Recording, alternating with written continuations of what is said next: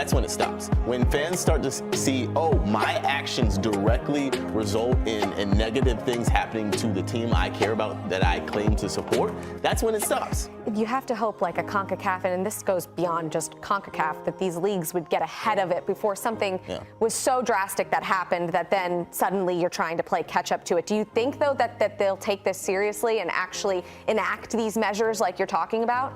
I don't think that they will take it as seriously as they should. I'm sure some sort of statement will be made against discrimination.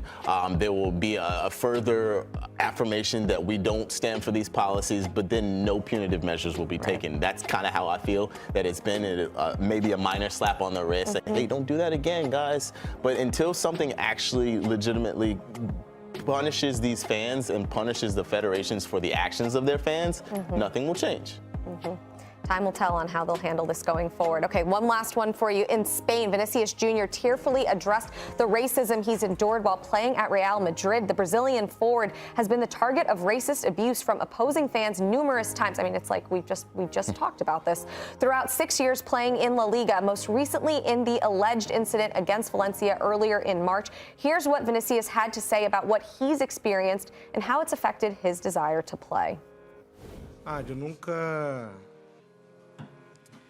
he pensado tanto de poder sair de aqui, porque se salgo de aqui, estou dando todo lo racista lo que realmente eles querem. E eu vou seguir aqui lutando, jogando no melhor clube do mundo, ganhando títulos, marcando muitos goles, para que as pessoas cada vez vão ter que ver mais minha cara, porque eu sigo evolucionando para hacer estas coisas, por jogar futebol, por hacer alegría de mi gente. Whether it's racist remarks, homophobic remarks, players just should not be being put in these positions. So just quickly, more of the same that needs to happen in order to really put an end to this? Yeah, it won't change until we see legitimate punishments for it. It seems as if the Spanish FA have kind of turned a blind eye to it. They have not made any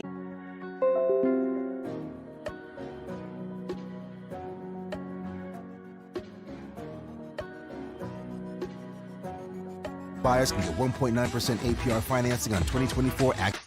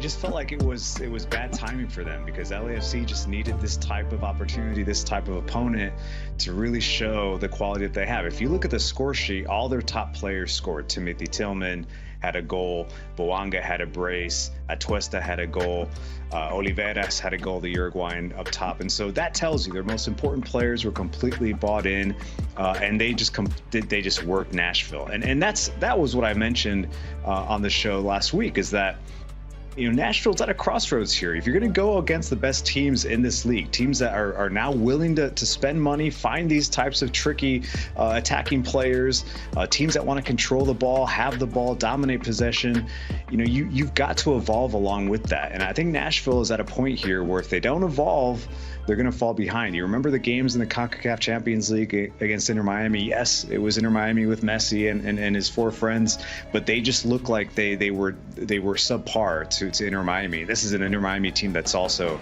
still trying to build something. So yes, is Nashville in trouble? Is Gary Smith's project in trouble? It's early, but this is a bad sign for them. All right, Felipe. Let's talk about Toronto, because I feel like they are right now the "I've won, but at what cost" meme. Getting the victory over Atlanta United, but they lose Lorenzo Insigne at halftime to injury. Have you heard anything further about the extent of that injury, and what do you think of this Toronto team so far? Yeah, no new reporting I can add. I thought John Herdman was somewhat clear. It does look like a hamstring injury. I was watching the game, and Insigne he was playing really well. He was really inspired, and he looked concerned by the injury. It was one of those injuries that was a non-contact injury, and you can tell by his body language and what he was telling the medical staff that he was a bit concerned. So it was a bittersweet win. You're right. Toronto was at home, and Atlanta United was without a lot of their key players, and that was sort of the storyline as well. Toronto really took advantage of that and played well. You mentioned Bernadeschi as well. I thought he was really tricky throughout that game, pushed a little bit higher by Herdman, and was really effective in transition, just didn't get that goal. But Toronto, again, I think the story here is John Herdman. He's turning the culture around, and one thing that he told reporters was he didn't want this team to win 2 games in a row. They were coming off a loss before this Atlanta game, and he wanted to avoid consecutive losses. I think anyone would want to avoid that, but in the case of Toronto, it is sort of like they're chopping wood here, culture-wise, just small victories and let's move on. And they did it here. They avoided a two-game run with a loss, and they beat a good team in Atlanta. And now they're sitting pretty in the Eastern Conference, looking like a team that if they are complete and Insigne comes back, they're going to be difficult. If he is out for an extended period of time, just what do you expect to see from this team? You talk about building culture. It's like a little bit of early adversity for them to kind of see what they're made of and who steps up in his absence. Yeah, they have some young players too. A couple of their draft pick came through last, against Atlanta United and scored a goal, and sort of it was his breakout game. So they're gonna have to lean on guys like that. I'm concerned for Bernadeschi. He doesn't have his boy Insigne on the field. He's gonna feel like he's playing solitary. He can run into the hero ball moments if he doesn't have Insigne with him. So I think they're gonna depend a lot more on Bernadeschi. It'll be interesting to see where Herdman lines him up and to get the most out of him. But yeah, this is something that they're going to have to play through. And I think in the case of Lorenzo Insigne, it is something that we've seen before. He's not the same player. He's not going to play 35 games in a row. So you're going to have to go through parts of the season without him. Now, Felipe, we saw the New York Red Bulls host Inter Miami in the downpour. 4-0 victory for the home side. But for me, maybe the most satisfying stat line you can see for a front pair, for a striking pair. 4 assists for Dante Van Zier and 3 goals for Lewis Morgan. It's just gorgeous. It's just beautiful to me. It's very satisfying. What do you make of this Red Bull squad? Yeah, that's like winning the lottery, man, for attacking players, because Dante Van Zier, he's looking like the greatest, compliment to a player in Lewis Morgan that I think everyone knows can be really good in this league. And from I think the flip side from what we see as a whole from the Red Bulls is, it wasn't helter-skelter football, even in that pouring rain. And I think that's what we expect from them. And so Sandro Schwartz, is he evolving this team a little bit? That's probably the task at hand for him. They didn't have as much as the ball. That's expected when you play Inter Miami, but they weren't just, trying to press you to death either. They waited a little bit. Then when they were on the ball, they were very clinical. So that's the Red Bull story. I think if you're going to sign a guy like Emil Forsberg, you're going to have to change the way you play a little bit. You want the player like that to be influential and not just running himself to death trying to press an opponent. So I think we're seeing a bit of an evolution of the Red Bull team right before our eyes, honestly. I completely agree with you. I think my biggest takeaway watching that game was just how composed they looked. They didn't give up opportunities. A lot of times Red Bulls of the past, and I don't mean this to be insulting, but they'd have these incredible breakouts where they'd be controlling the play and then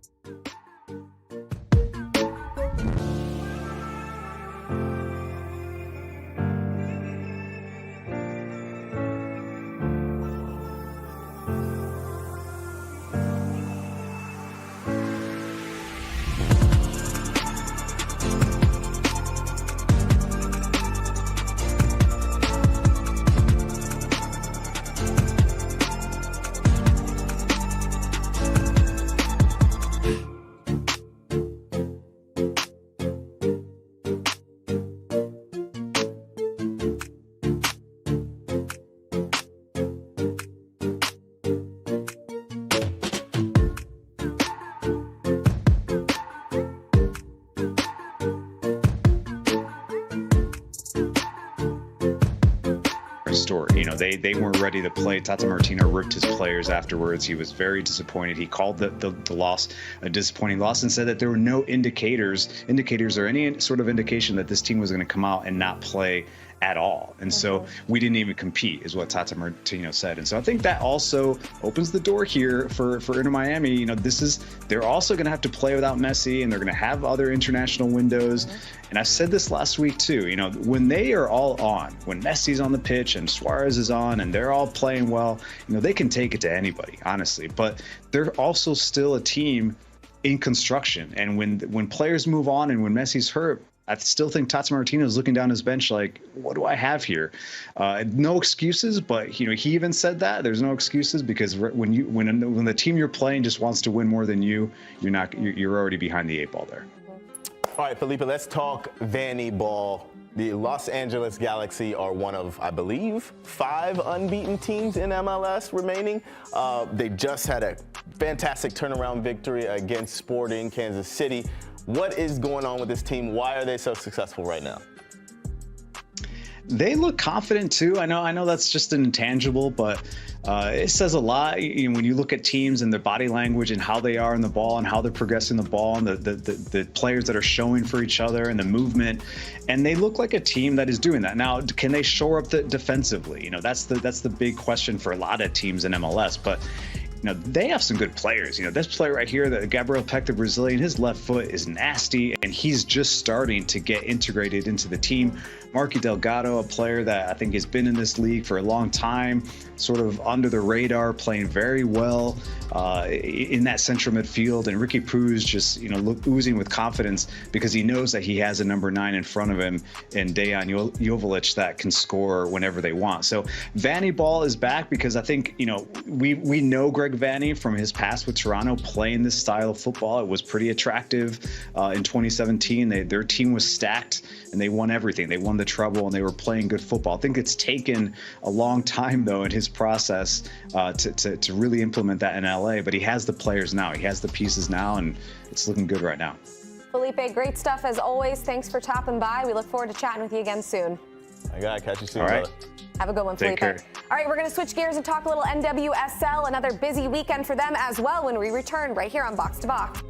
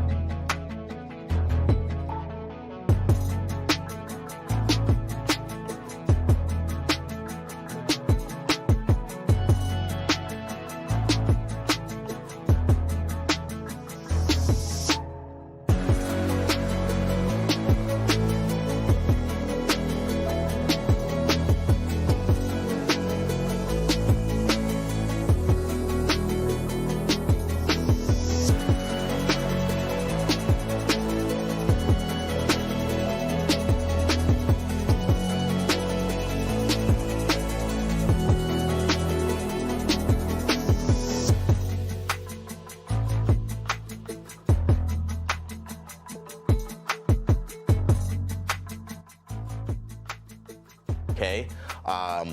But Gotham overall, I know I'm a big Gotham stan, the biggest Gotham stan there is, but I like a lot of what I've seen. Even early, they're still figuring it out, but the pieces that they have, once they do figure it out even further, this is going to be a team to watch. Right, you got to take everything with a grain of salt with just 2 weeks into the regular season, right? But this is NWSL. But going back to Portland, I mean, it is concerning for them. Winless in their first 2, 6 goals against in 2 games. That was the stat that kind of stood out to me the most. Just what do you think has been missing from their game, and maybe especially defensively in the first 2 games of the season? Yeah, I think they're still trying to sort out their balance in the back four, their balance in midfield. I think Becky Sauerbrunn has not quite been the Becky Sauerbrunn of the past, and I think probably based on her quality, we're going to see her return to that. I think in midfield, there's still Sam Coffey wasn't the best Sam Coffey we've seen against Gotham, but Sam Coffey is world class to me. I think that she's in the national team for a reason. I think Olivia Moultrie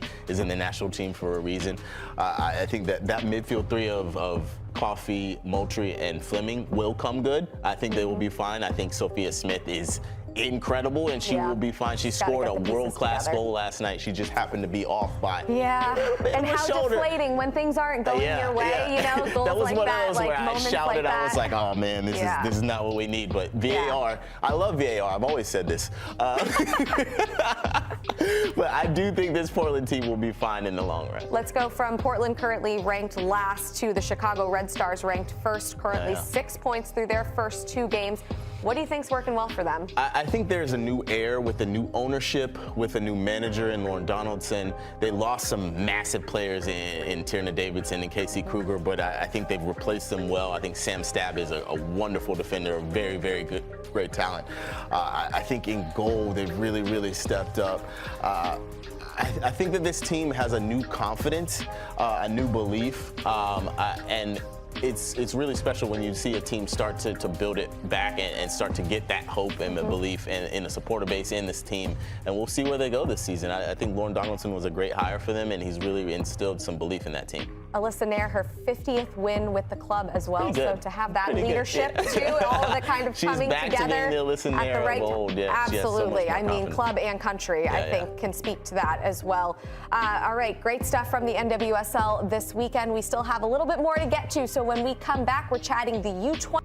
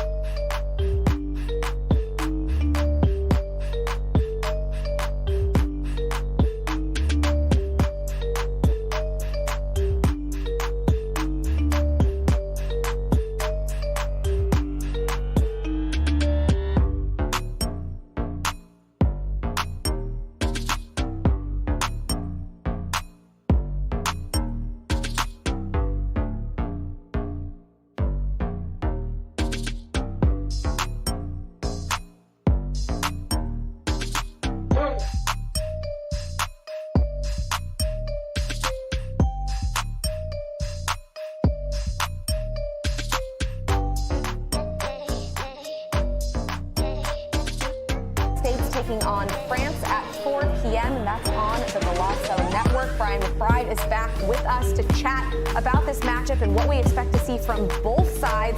Obviously, this France team, we've talked about them a lot. They are stacked for the United States. What do you like about this roster and the potential of this team? I'm excited about this roster. I think they have a very strong team across the board. We have players with experience, which, first of all, we haven't been in this tournament for 16 years. Unfortunately, the last time we were there, I actually played in it, which is some good memories. Charlie Davies was on that too. But this squad is strong. You look at pieces that you can put together. Of course, you got Tesserman and Busio, who are teammates in Italy. But I think there's more to this. Aiden Morris, you saw on the graphic right there, is a player that you can give the ball under pressure. So it's a very mature U23 team, and I'm excited to see what happens moving forward. I mean, Duncan McGuire, you have potential up top. They won their first match against Guinea 3-0, which was a really dominant performance. But this is going to be a different test with, like you said, an extremely strong France side. You really hit the nail on the head. I mean, I'm just looking at this roster with the experience for this club, because whether it's abroad or in MLS, even you just brought up an Aiden Morris, and I'm thinking to myself, yeah, he's won MLS Cup. He's had that experience to kind of help bring him. These players maybe are ready to meet this moment and this true test. And I think today against France, we'll get a gauge for just where they stand against some of the best. What does a strong performance look like to you? What do you want to see? I don't want to see a U.S. men's national team that is cowed by the aura of this France team. These are all fantastic players in this France team. These are some big names. You look at Bradley Barcola, he starts for PSG. He has been one of their best players this season. Khéphren Thuram is a big name player in France. I don't want them to be afraid to play. I want them to express themselves. I want them to press this France team, not just sit back and act scared of the talent that this France team has. That being said, I want them to be intelligent. I don't want them to go pressing 100 miles an hour and get absolutely sliced apart by this France team. I want to see an intelligent game. I want to see the again, we talked earlier in the show about application, about the determination, the work rate.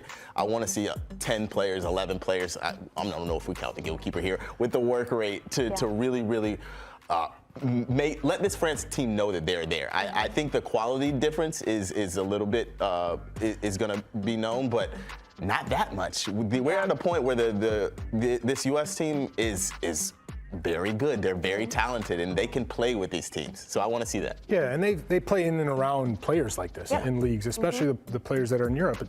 I talked to Marko Mitrovic, the head coach, yesterday, and he said, listen, this is such an amazing experience for our players. I want them to show their personality. I want them to show their style.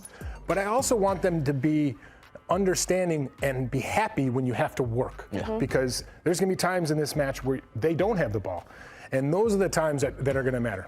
I think it's finding that balance between the discipline that you mentioned, but also moments where you can be expressive with the ball, show what you can do, and I guess it'll be a great test against this French side. Hopefully the United States come out and they show what they can do. That game kicks off at 4 p.m. That's it for us, everyone. Enjoy your day.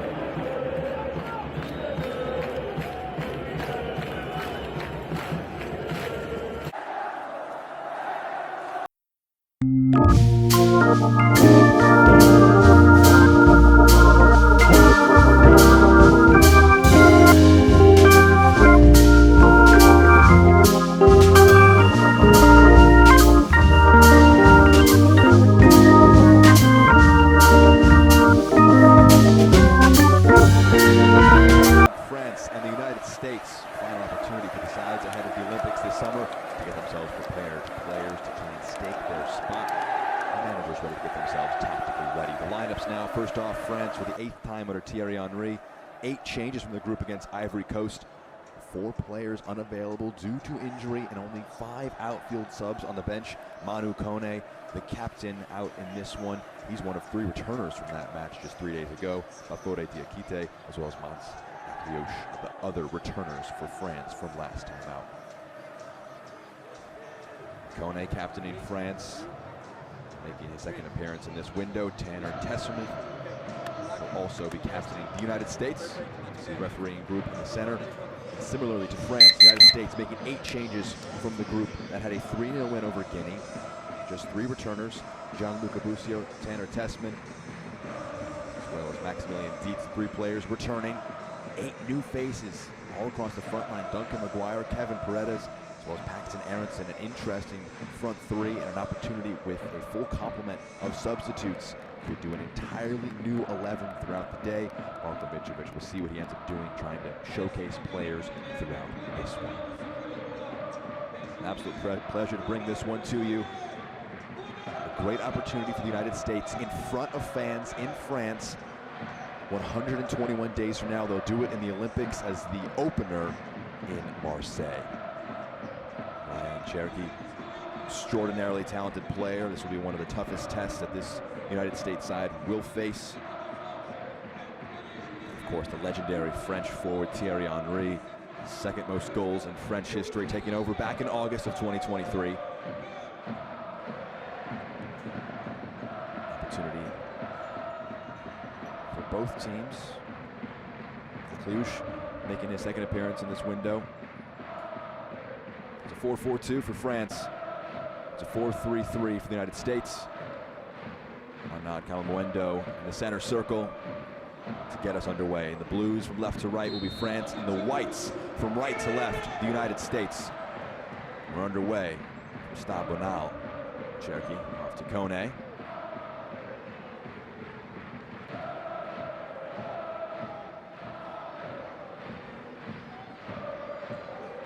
France got the win over Ivory Coast, 3-2, but it wasn't without a bit of dramatics. Goals in the 46th minute and 50th minute in the second half for Ivory Coast turned a 1-0 game into a 2-1 game. Introduction of Cherokee and some other substitutes in the second half helped spin the match back in the favor of France. The United States had more smooth sailing as they win the ball high up the field, but it's flicked down.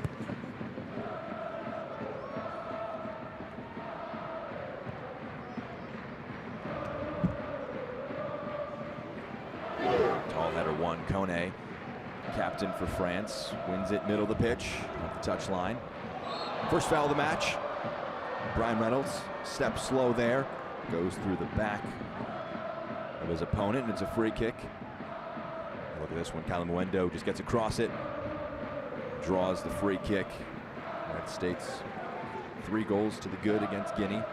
It's 1 high up the field. Here's Aiden Morris. His pass a little under hit. Tracked back and 1 upon. Tesserman. Good work from Paredes to drop in. Bradley Loco fouling him from behind.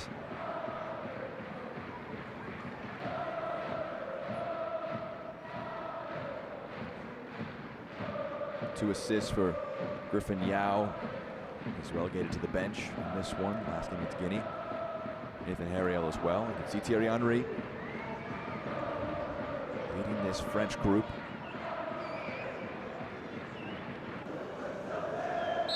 Morris and Paredes over this.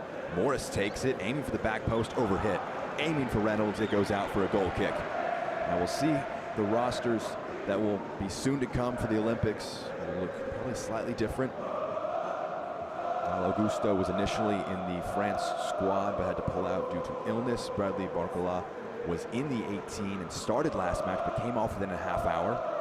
Marko Mitrovic may have some additional options when the summer comes around, as there are 3 overage allowed players for every side at the Olympics beyond the under 23 requirement for the Olympics. As this is played forward, Cherokee trying one forward. It's knocked down. Dietz does just about enough. Reynolds had an option at the touchline, but it bends out of play.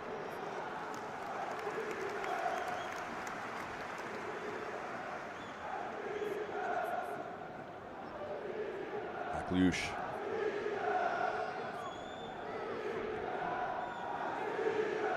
McGuire on the press. The pass there out of the back. Poor. Guillaume Rests coming in, replacing Lucas Chevalier, who started the last match for France. He's getting an opportunity to showcase his chops. Been with Toulouse since 2011 as a 6-year-old. Tolkien, the United States. Turns out to be a clever touch. Fires it back. Busio, first shot for the United States, goes over the goal. Nice bit of work by the left back Tolkien to drive that forward. Cut it back for Busio and just getting under his shot. Maybe had Paredes with him in the attack. He could slide it over to him, tried it himself. Didn't come off.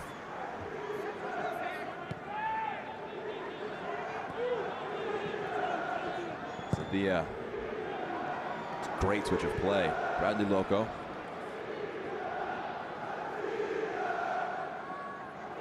Kone.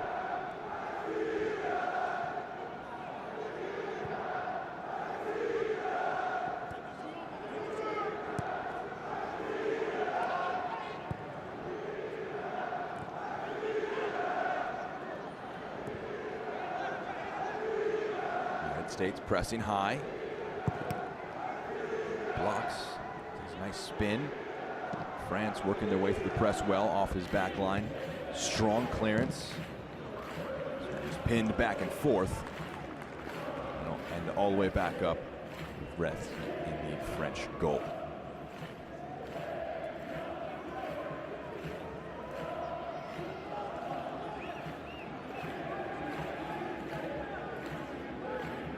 Klush offering the option.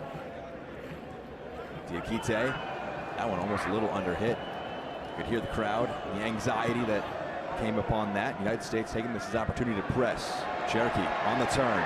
Morris behind him. Brilliant bit of control in the end. He was pulled back. Referee was playing advantage.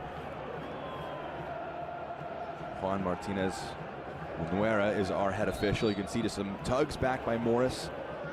Cherokee trying to just drive through it under the press. And he's back on the ball again. All the way through, Patrick Schulte. One of 2 Columbus Crew players in the starting 11 today, alongside Aiden Morris.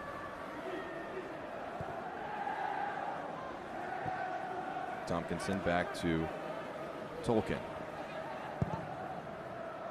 Switch is on. Laco gets ahead to it. Busio. Paredes on the underlap is Reynolds.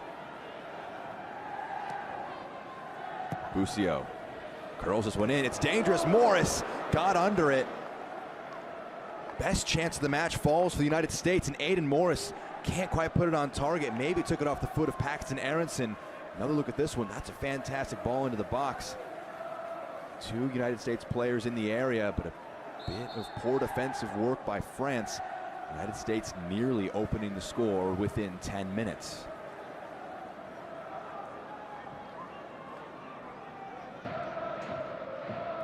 Bright start. Marko Mitrovic and his side. Flicked on. Cleverly done. This one's into the box. Aronson! It's saved. Paxton Aronson very involved early. Coming in from the left wing. His header there forces a strong save. United States finds some joy. Aronson's completely unmarked as that one was played into the box. Aiden Morris to take. Paredes. Trying to get past Cherokee, but unable to. Studious defensive work from the man from Lyon.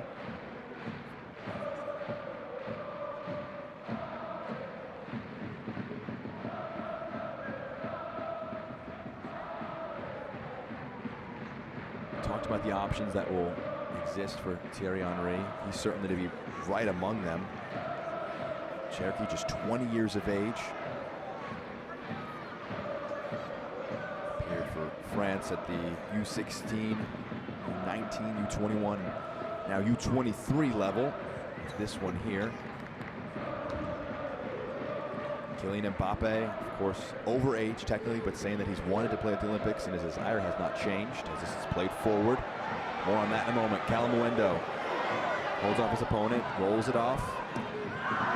Good tracking back The United States deal with the threat. Mentioned just those 3 overage allotments for every side in the Olympics. There's a few better players. Very good argument that Kylian Mbappe, best player in the world, wants to play at the Olympics. We'll see if he's able to. As Calamuendo, foot race to the byline, whips it across through everybody, and in the end, Busio, no nonsense, out for the corner. Arnaud Calamuendo, just a great drop of the shoulder, showing off his speed. They go quick with the corner. Cherki in the box. It's clipped in. Schulte gets a fist to it. Vital work from him. Cleared out. Not a shot, but the first major action for Patrick Schulte since coming in. Just the first time ball. There were a few in blue taking some interest, especially at that back post. We saw Steve just coming in. He's on the ball again now. Center back roaming forward, trying to get involved. Kone.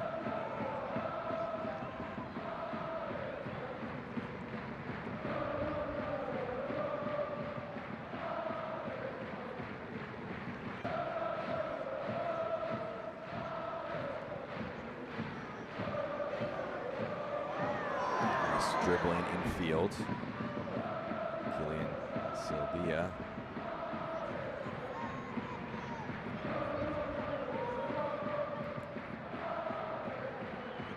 Kone rolls it off.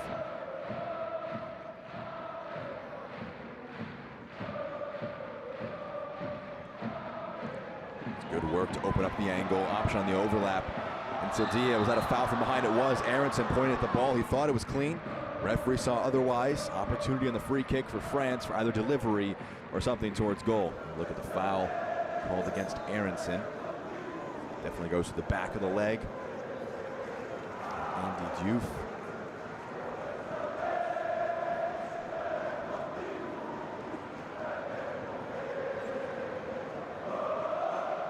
Schulte, only unused sub in that match against Guinea. Likely to get the full 90 in this one.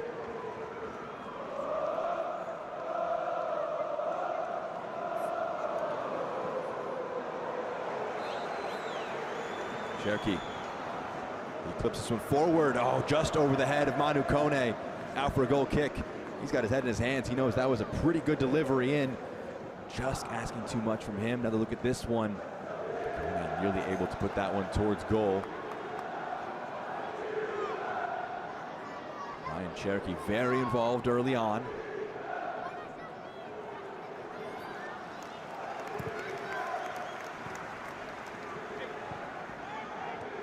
Morris was pressed by Cherki. It was a good tackle done for a French throw-in.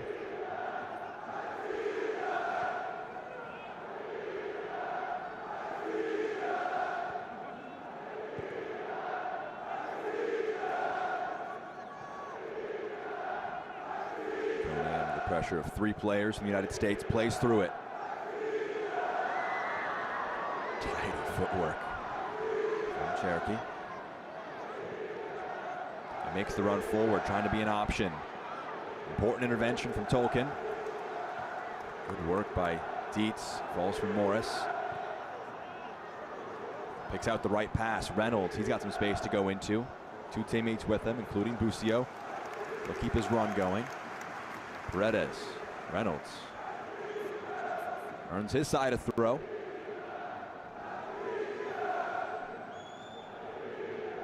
Making his second appearance here for the U23 side of the United States.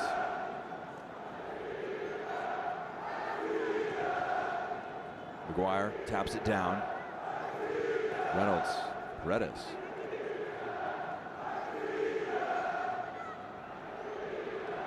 Another throw for the United States. Pretty even opening 15 minutes or so. McGuire can't find a teammate. Actually, offsides will be the call.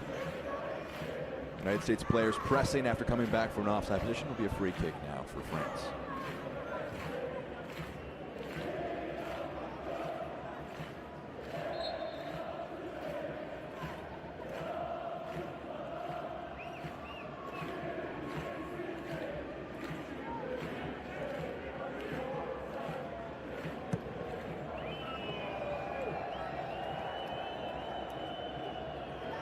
Kone beats Morris in the air. McGuire picks out Tolkien.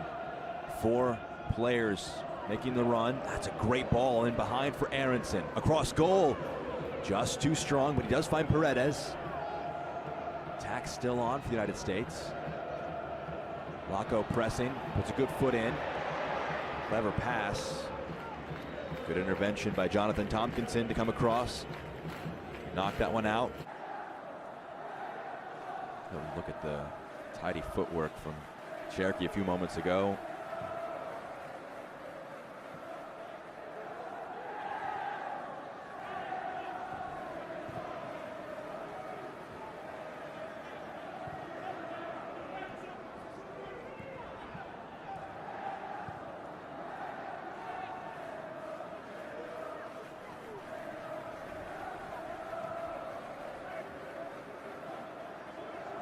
Diakite.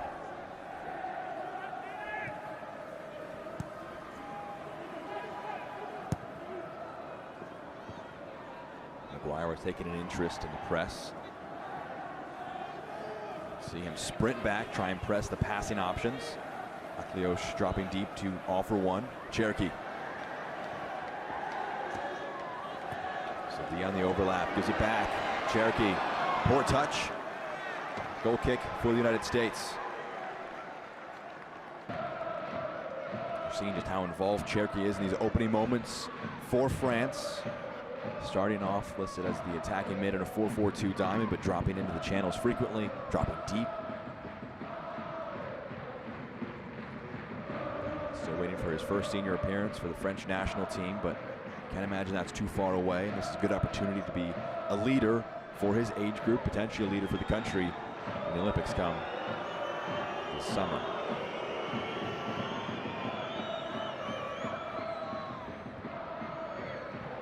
Tolkien.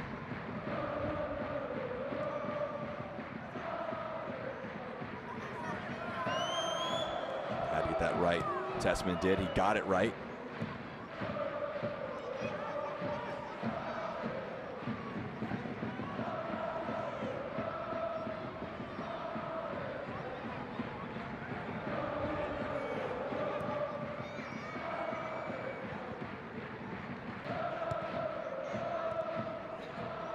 McGuire fouled from behind by Kone.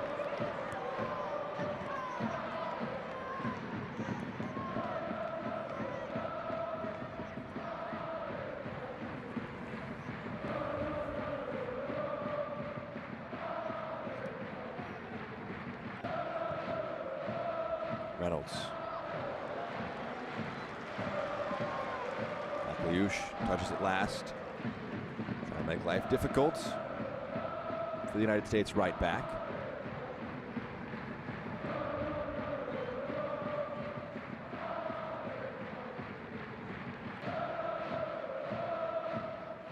The throw in for the United States. Paredes a target there. As well dealt with by Laco.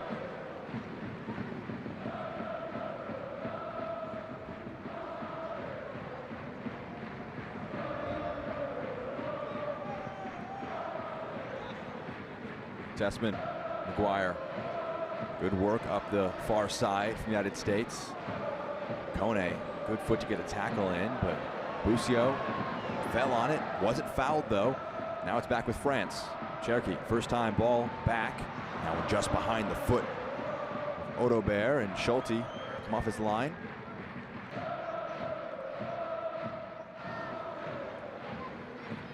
McGuire. The target of the pass from Morris, just too heavy for him. Aronson pressing. Plays it long and Schulte will collect.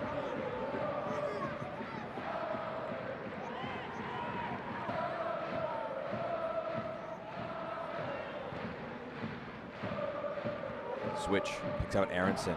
Tolkien making the run to support him.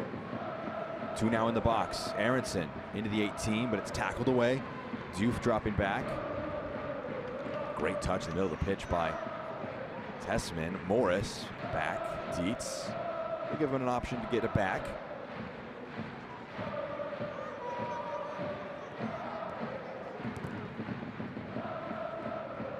Throw in for the United States.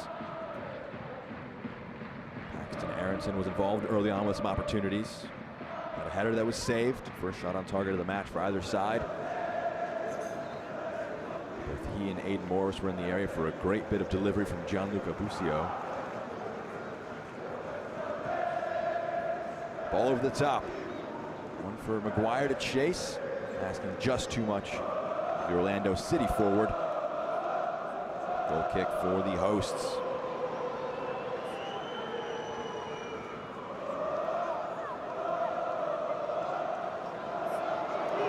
Calmuendo. Kone.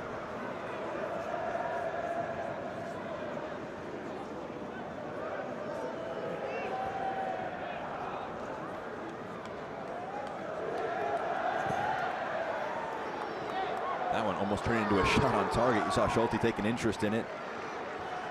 Killian Sylvia not quite hit the way he wanted it to. Overlapping from right back.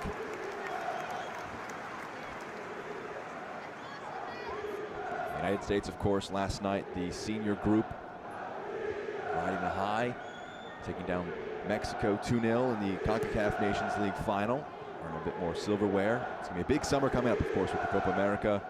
United States to host and compete in that, and then obviously the Olympics kicking off July 24th. Some players in this squad here today could have featured in that Nations League group. Because the balancing act to strike is, can't imagine a ton of overlap can happen between that upcoming Copa America group, the group that will be competing in the Olympics. Busio under a bit of pressure, does well, combining with his Venezia teammate Tessman. Tessman, poor pass, Cherokee in the box. United States gets some numbers back. Calmuendo gets it onto the left foot, it's low, Schulte. Great foot, makes the stop on Calmuendo's effort, and it goes out. Corner kick for France.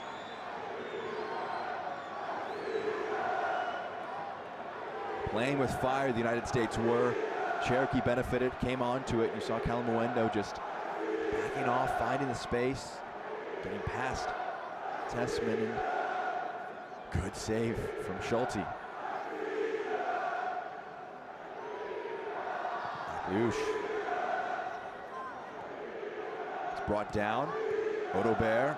Morris intercepts. Odobert blocked it, but it goes out. Goal kick for the United States.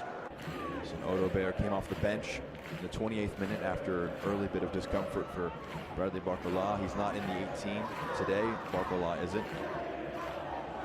Odobert ended up scoring the equalizing goal after France went down 2-1. Desiree Doué with a brace 3 days ago. He's on the bench.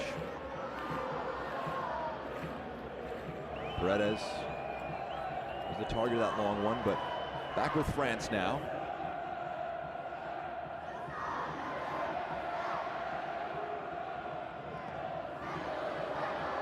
Busio blocks it out.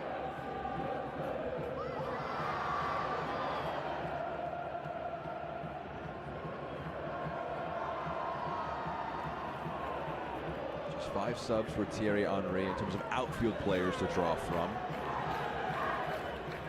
Injuries limiting things, so this is going to be a good run for these players in the squad right now for France to get some extended minutes. United States employed some heavy rotation as it's a foul committed. We'll see how much they stick with this group Marko Mitrovic does versus shaking it up. Odobert was fouled. The referee pulls it back. Free kick was taken too quickly before the referee was ready. We'll see if they go short again or if they try and pick out one of the numbers moving forward.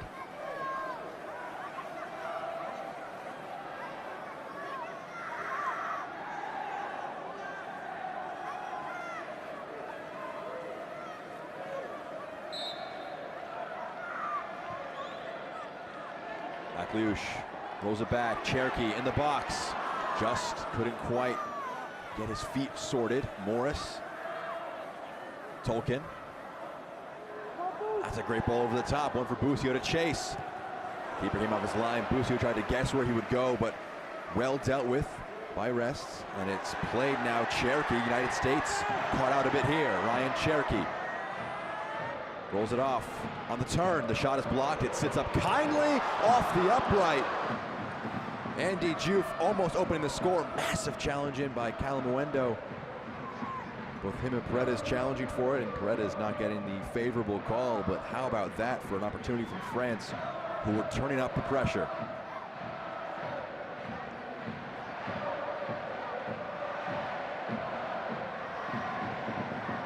Sat up beautifully for Diouf to just have a go. Put it onto the left post. Good work. Cherokee trying to just slide it along. It's hacked away, out for a throw for France.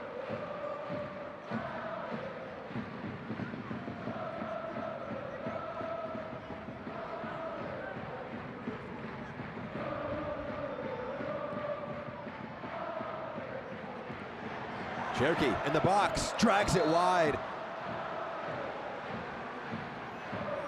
Golden opportunity again for France. I believe the referee saying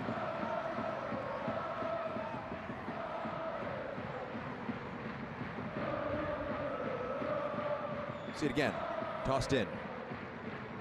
That may have hit a hand. That might be what they're appealing for. I think the referee may have indeed given a penalty here, just as it hit the hand of Tolkien there.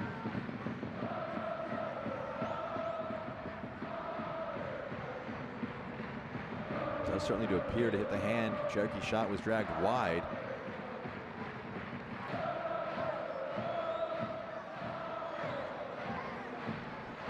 And indeed, penalty for France. Bit of chaos there. But the handball by Tolkien has been penalized. Big moment now for Calamuendo and Cherokee.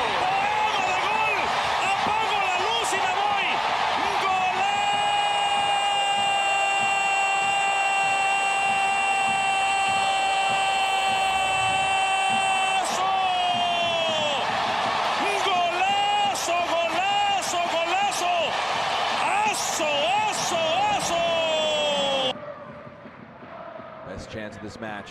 It's going to be heading the way of the hosts, France. Arnaud Calamuendo.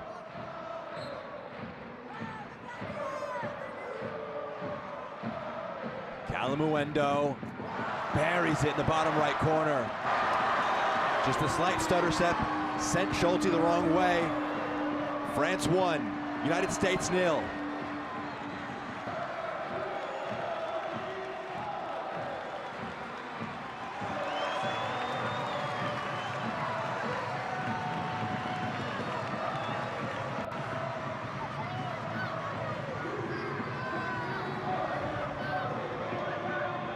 Tough break for the United States. Ball just bounced around the box, hits the hand of John Tolkien, and in the end, results in the penalty that Calamuendo put away.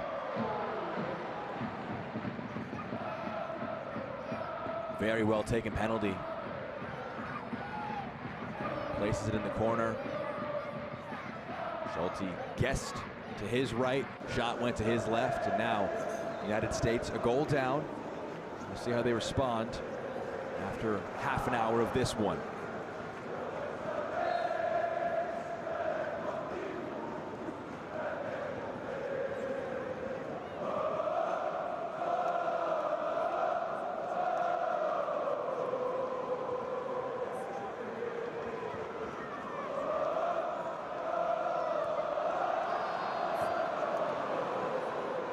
Pass there was risky from Schulte. It's taken over. Diouf. 1-2. France, bit of confidence boost from that goal. Aronson. Maguire making the run. Goes short. Busio flicks it off. Kone comes across, wins it back.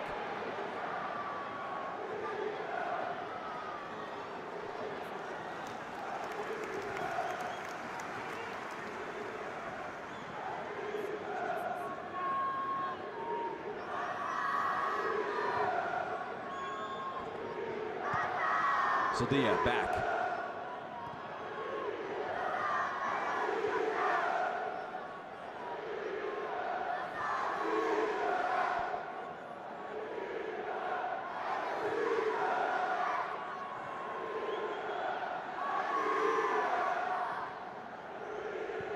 Diakite gives it back to rest.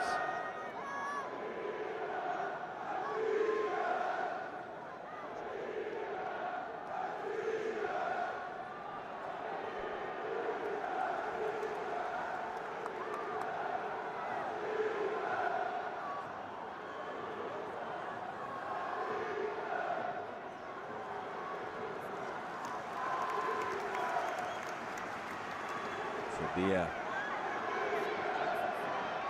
Few in the box to pick out. Stands it up. Reynolds heads it away. It's bounced towards goal, and Schulte deals with an awkward one. Catches that one on frame. Another save for Schulte between the sticks on the shot from Lacko.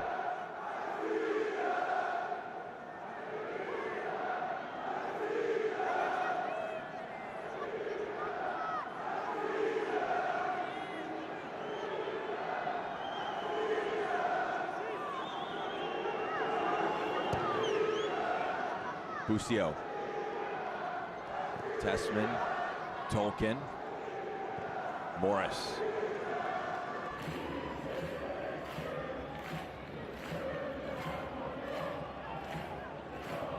Morris aims for McGuire. Rolls it off Busio. He's got Paredes. The underlap Reynolds. Paredes on the left foot. Poked away. Calmuendo can roll it back off. Kone.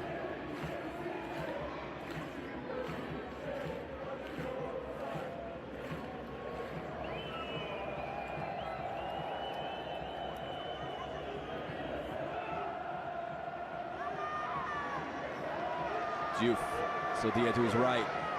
We'll take it to the 18. Juve just rolls one. Cherokee almost gets onto it, but Schulte quick off his line. And he can toss it back into Busio.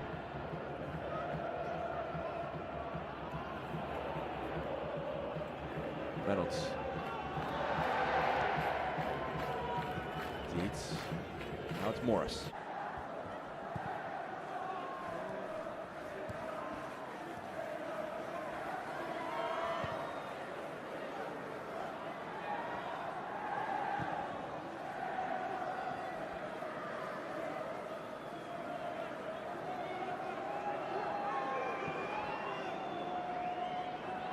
Schulte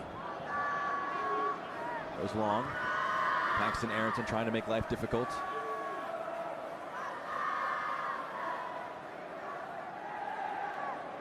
Cherokee, Odobert carried it forward. Calmuendo now has one already. Rolls it across. Miscommunication, but it's going to bounce back to him. Cherokee in the box. He's forced out by the United States defense. Paredes got a foot to it. McLeish appeals for handball from the United States, not answered.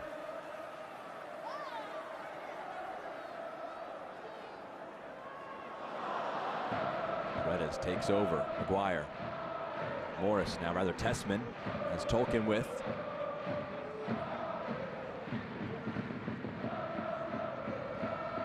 Morris, Busio, clever flick to McGuire, but he's taken off. Diakite, strong challenge to the back. Bush. Dietz steps up, wins it, rolls it. Aronson now. Gives it over, Paredes. Busio. Paredes thought about the ball to McGuire, but made shorter. The captain, Tessman.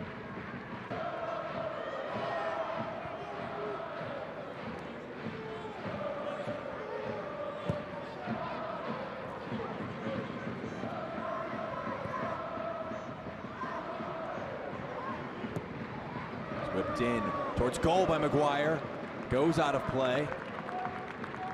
McGuire just dropping off, does well to get ahead to it on that instance.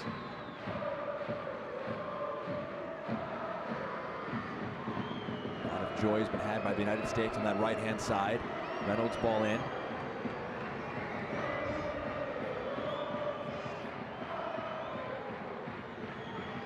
Corner kick now. Morris. Again, be the taker. McGuire's header took a flick on the way out. He's in the box. On a 4 and white for Morris to aim for. Curls in. Headed away. Busio tried the ambitious one.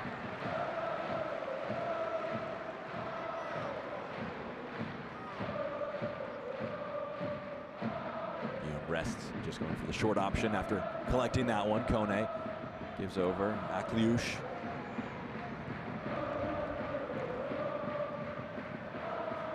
Cherky receives, plays it in. Odobert. Dietz goes back to Schulte. And play it out to Tolkien.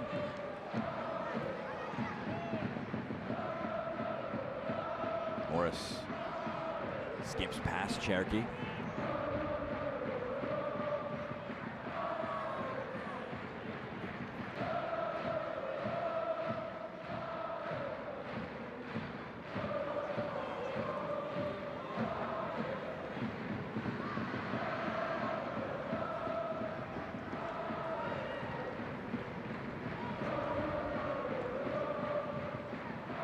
Flipped over. Reynolds trying to chase. Coming across. Maxime Esteve does well. Just puts his body in the way. It's a goal kick now for France. You have to say, have grown into the match quite well. If not for a pretty unfortunate penalty. United States more or less competitive. Cherokee been very clever in this one so far.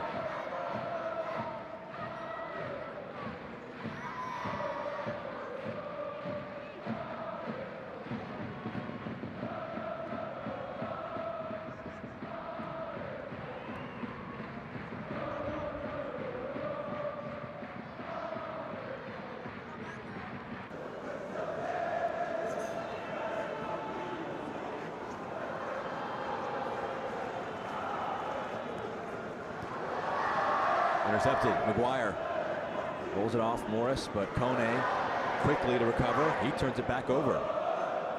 Aronson. Now Busio. Back to Aronson.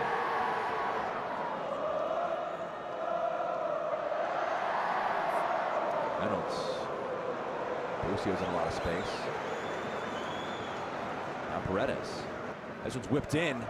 Diakite gets ahead to it. Tessman comes across, now back to Reynolds.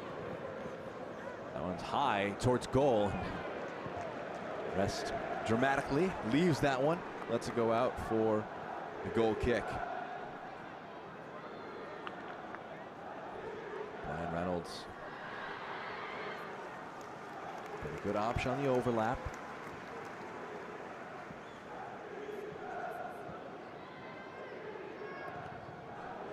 That one's going to bounce awkwardly for France. Calmly dealt with by Steve. And again, he's just going to put that one forward. Reynolds. Rather, it's Tompkinson who's combating with Calamuendo for it. A lot of options on the bench for Marko Mitrovic to try and pick from.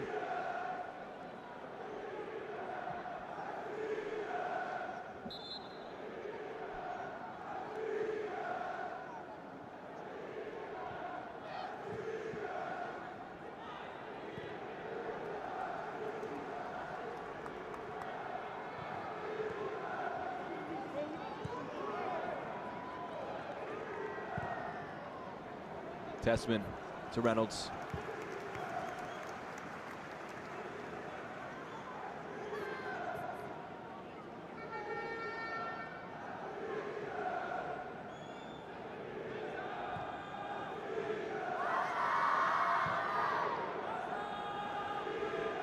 Reynolds. There's Maguire. Dropping off from his center forward position, get more involved in the play.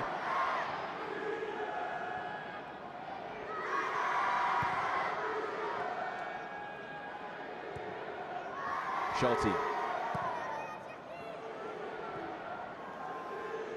United States taking some risks with their passing out from the back, but they've avoided burning themselves in this instance. They clipped through. Maguire. That one almost sat for Morris. They could have played through incredibly well. You see the risk reward there of playing out from the back. They almost were able to play through the press and spring Morris with a bit of room to run in behind. Similarly, imagine there were some heart-stopping moments. Some of those passes, notably Schulte kind of just playing it down the middle of the pitch. It's back now. France trying to do the same, build from the back. Calamuendo nods it down. Rocco, powerful dribbling.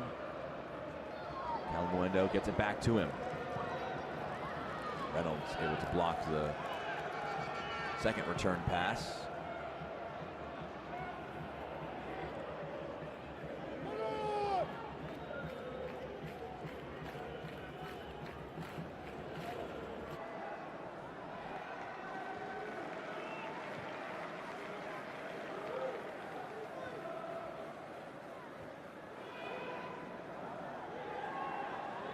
Cherokee.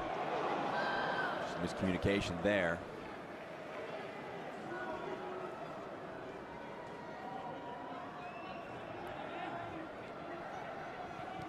"40 minutes down here in this pre-Olympic friendly between France and the United States.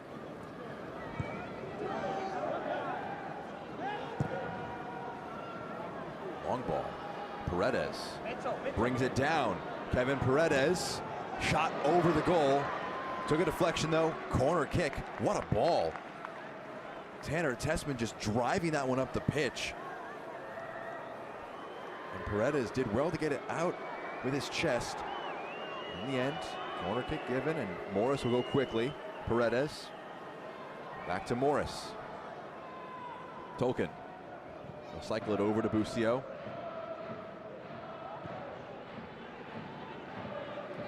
Schulte. France defended that well.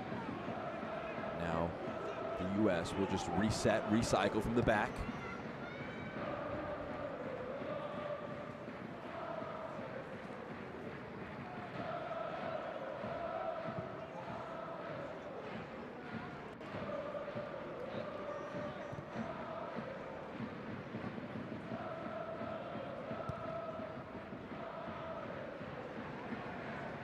Kone comes on the loose pass, driving forward with it.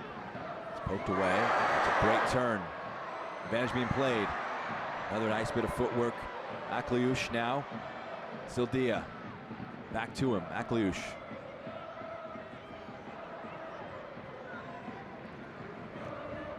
Diakite. Kone back to Diakite.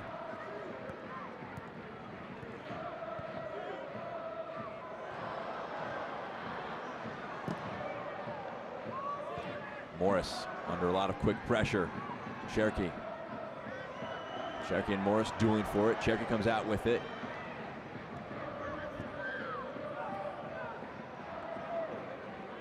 Sildia. France circling, trying to get a second before halftime. The U.S. forced them back to start over. Guillaume rests.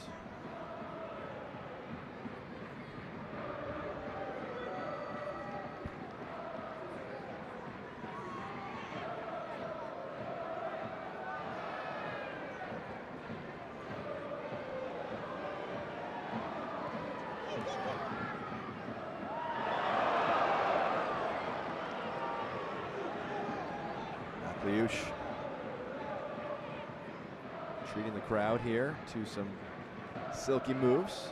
Sildia. Diouf. Odobert. Strong tackle. Tessman again can go long. Aiming for Paredes.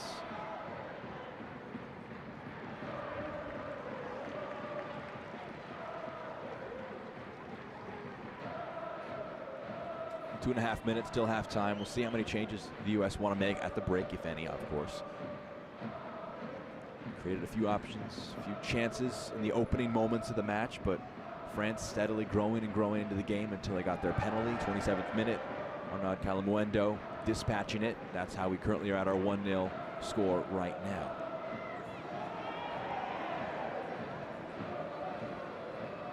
Calamuendo drops off. Cherokee. Locko.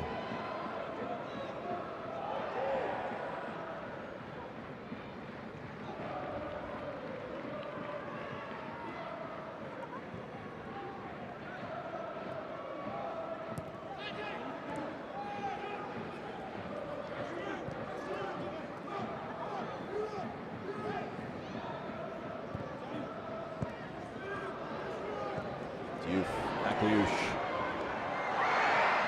Slip by Tolkien. Morris covers, puts the tackle in. McGuire. Diakite going in too strong in the back. And the U.S. will survive. The press will relent for a moment. See though, just some fantastic work with his feet. Him and Cherokee have been joys to watch. Play for Monaco and Lyon respectively in France. He was one of 3 to stay in the starting lineup for Thierry Henry and for France. 22 years of age, Akliouche is.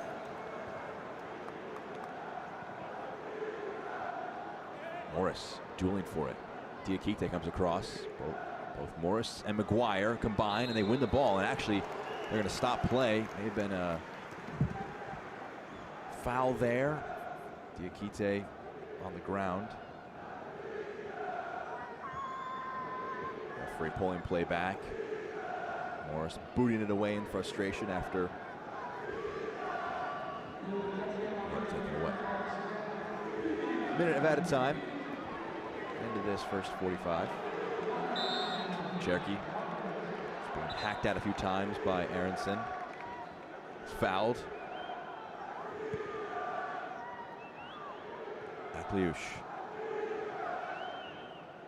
turns it over. Busio.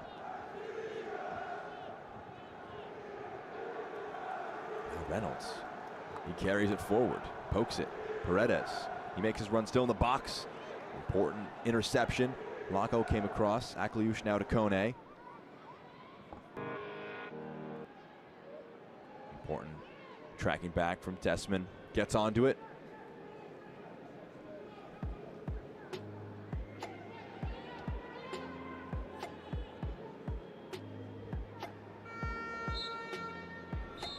That will be the first 45. Arnaud Palamuenda with a penalty to separate things after 45 minutes. France 1, United States 0. Lot to think about for both Thierry Henry and France, and Marko Mitrovic and the United States. We'll see what both sides tweak and change heading into halftime. We'll step aside for a moment before we show you halftime highlights.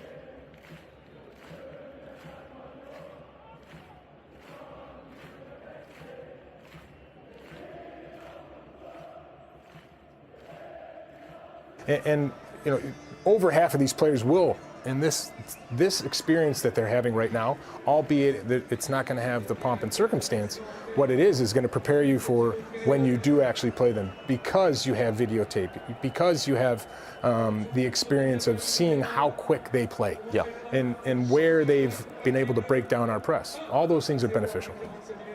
All right, great stuff. That's Brian McBride, and we hope you enjoy the second half.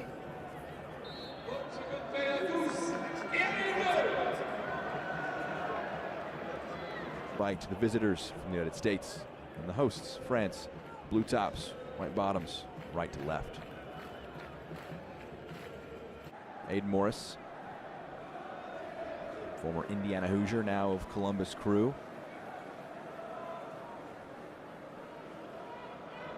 Back to his Columbus Crew teammate Schulte. He'll fire it out to Reynolds. We saw in those highlights at halftime there were some opportunities up that right-hand side for the United States as Schulte plays that up. Tolkien. Morris. Drop of the shoulder. That's a clever pass. Picks out Tessman. Paxton Aronson. U.S. Early chance here. 4 and white in the box. McGuire just wide. Within a minute, though, the United States, their first shot of the second 45 minutes. Duncan McGuire cutting across. Just can't shape that one towards goal. Paredes at the back post. Busio, one of the later runners. And McGuire going to the near post would have been a very tough finish to execute. Manu Kone calm under the pressure of McGuire. That pass heavy. And Morris comes across to it. He wanted to throw for his side, but Juan Martinez Munuera, our head official, saw it differently. Sylvia, a throw for France. That one goes over the head of Calamuendo. Busio. Reynolds. Busio. That one will make its way through. Paxton Aronson. He's got the overlap from Tolkien. He's going to fire one in just off the foot of Busio. He was in the right spot, but he just couldn't get his foot onto it. One almost staying in play for Paredes. Runs Akliush. He's going to leave it.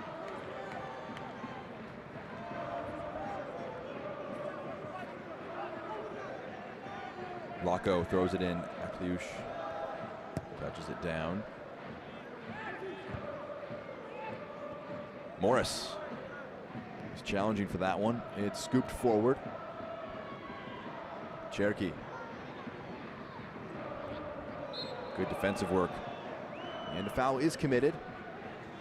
But Jonathan Tompkinson doing enough to get in front of Cherokee and Calamuendo to stop the chance in transition. Another look at this one, just fired into the box. Busio, I think it may have almost caught him in two minds to take it with the left or the right. In the end, tried it with the left, but ran across his foot.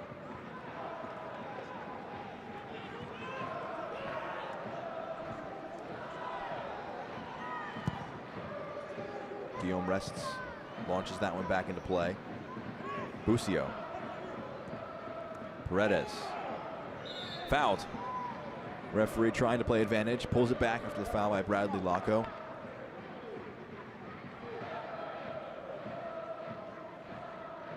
See there, just catching him with the right foot.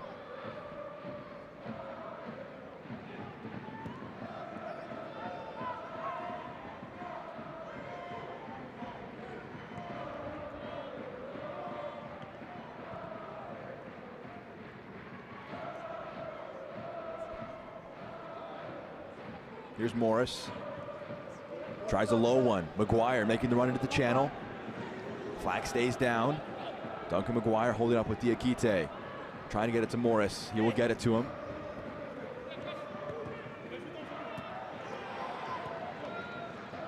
Played through. Kone. Tessman just comes across. Ball or man. Ball got past. Man did not. Captain fouling captain, and it's back with France now. See the mentality. It's very positive out of halftime for the United States, pressing high up the field. Paredes making life uncomfortable. Tolkien from left back keeping the press up, and Morris gets a foot to it.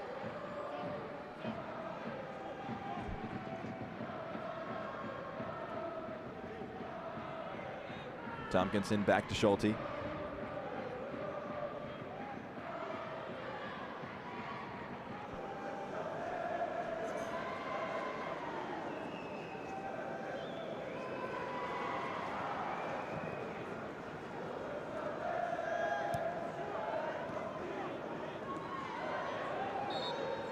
Struck the hand of Calamuendo. Free kick for the United States.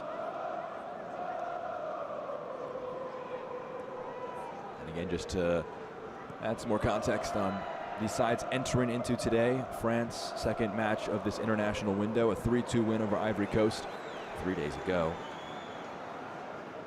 Goals from Wilson Odobert and a brace from Desiree Doué saw them through a bit of a dramatic match. They have been, at times, been found to be open. Ivory Coast pressing high up in the 46th minute, winning the ball high up the pitch.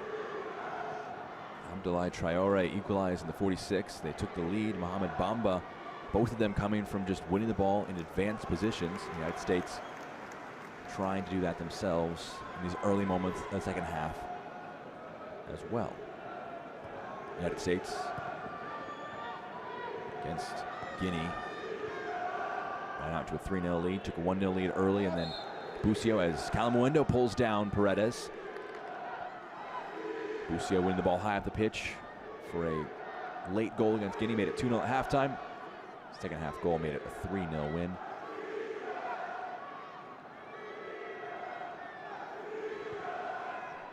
Played forward. Maguire lets it run, and that one's just wide.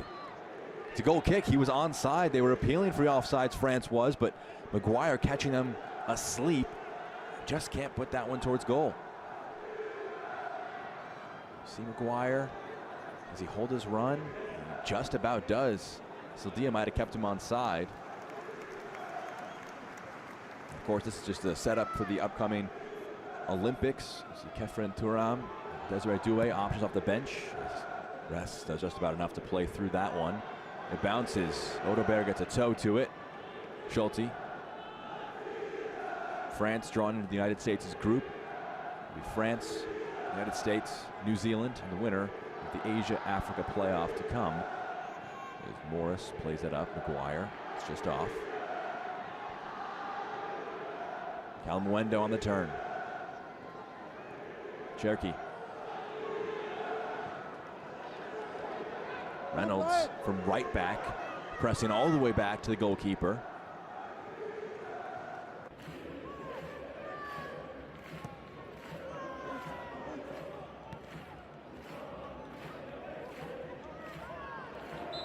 Paredes draped his arms around Laco, and the foul is committed. Referee not booked a player to this point in the match, as it is a friendly. No need to really let much more drive the narrative beyond just the play on the field. Of course, the penalty, the biggest decision of the game so far. Hit a hand for sure. Could be judged to be a little harsh against the United States. In a VAR world, wonder what would have come of that one. Poor pass from Rest. It's just a miscommunication between him and Maxime Esteve, and it's out now. Throw in for the U.S.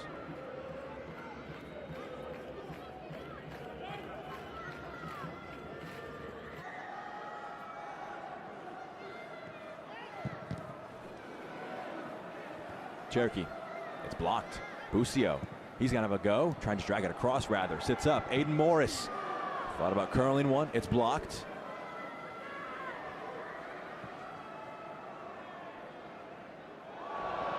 Clever move on the nutmeg. Bounces back, Sildia. McLeish wanted it. Kone is gonna just spread it out wide, but Reynolds comes across, gets ahead to it. Handball. Called against Reynolds.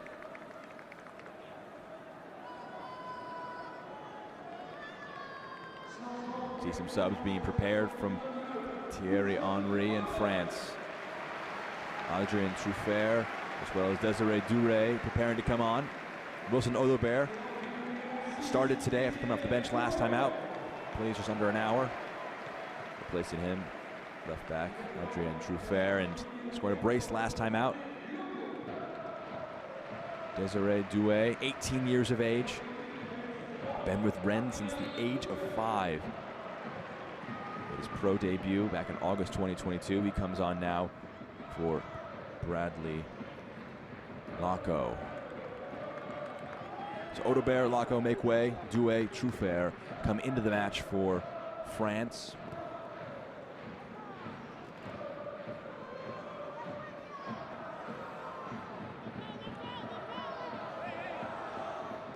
Throw in for the U.S. Maguire in the 18. Comes from behind on Manu Kone.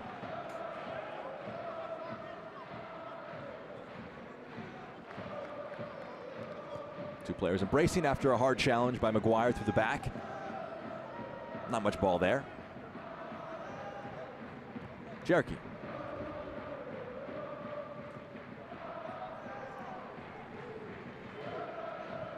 Cherokee going to spread play very well. First touches now for Adrienne Truffert since coming off the bench.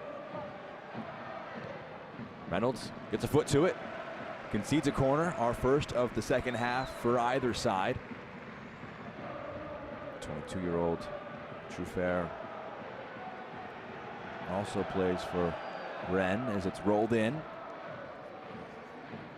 Cherokee onto the right. That one needed a bit of curl to get towards players or the goal. It had neither of that. And it goes out. Goal kick now to come to the U.S.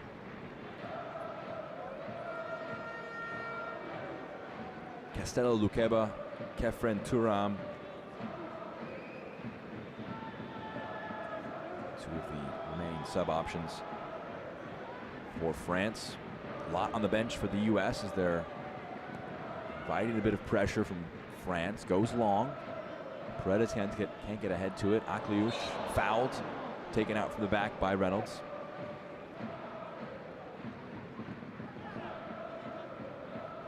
Foul there. Nathan Harrow coming off of a goal last time out on the bench. Kate Cowell, Diego Luna, Johan Gomez, potential attacking options. Esmir Bayraktarovic, also an option for the U.S. See the bench for the French side.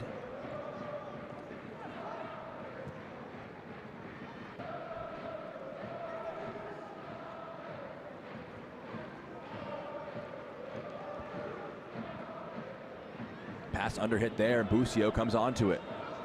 Cherokee tracking back from behind. Important work by him.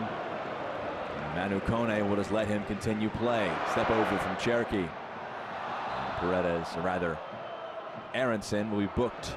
First player given a card. Just hacking down Cherokee. Said that was one skill move too many. Becomes the first player of today's match booked.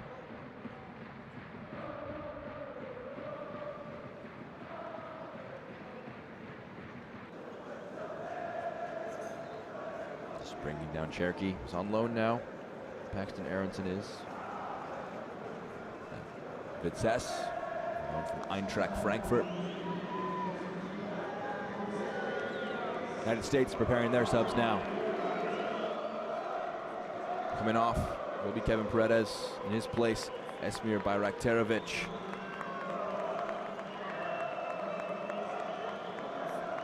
Made his senior debut for the United States back in January against Slovenia.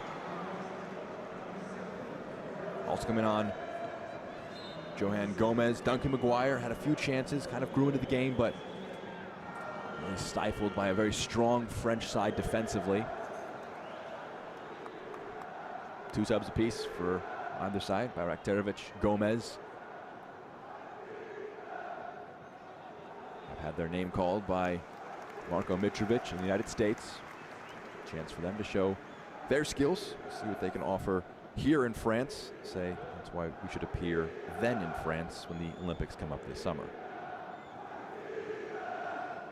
Diouf passes it out.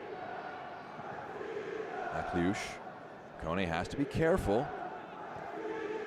He's calm under the pressure.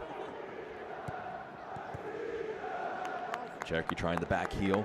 Blocked out. Truffert was making the run. Reynolds came across defensively for the United States.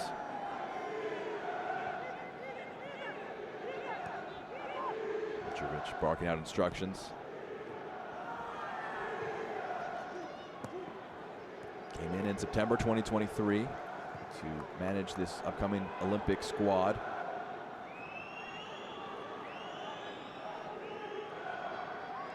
Three wins, a draw, and a defeat across the 5 matches to this point that we've seen under friendlies for Mitrovic, for this U23 side. Kone. He's fouled from behind by Gomez.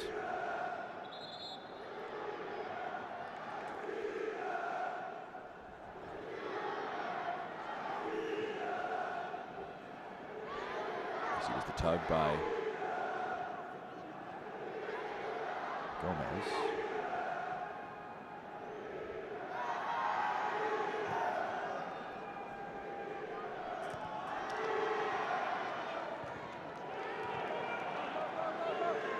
Tessman, outside of the boot by Raktarovic. He gets onto it, his first dribbling since coming onto the pitch.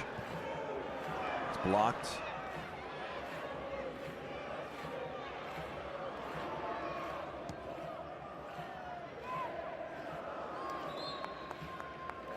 Important intervention. First touch off the bench for Desiree Douay, and you saw Manu Kone feeling a bit of discomfort a few moments ago, and he's backed out on the field. You see him just kind of go down center of the screen there.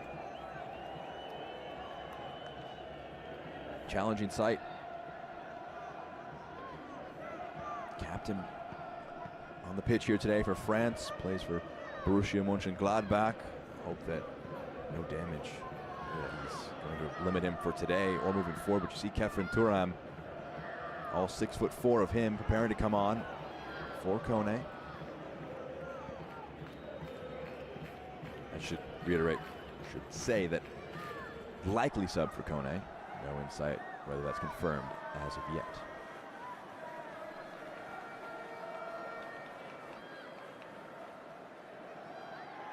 Turan, of course, also extraordinarily experienced, 22 years of age. He'll be coming on for the 22-year-old Kone. Both of them really coming into their own, but you see the discomfort and the slow speed that Kone is coming off the field.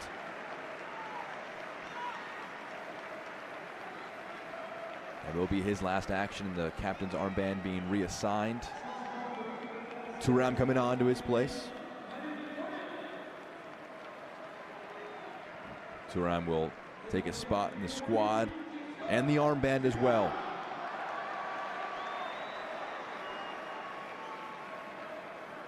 This might have been what did it, just coming together.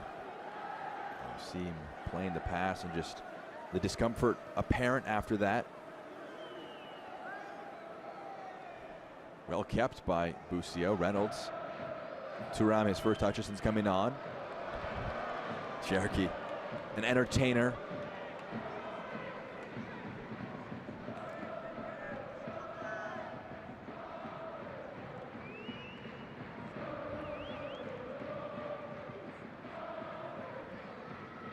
Aronson. Morris blocks it. Diakite hooks it upfield. Good strength. Gomez comes back. Tessman steps past one. Pass blocked. Gomez the target on the pass by Aronson.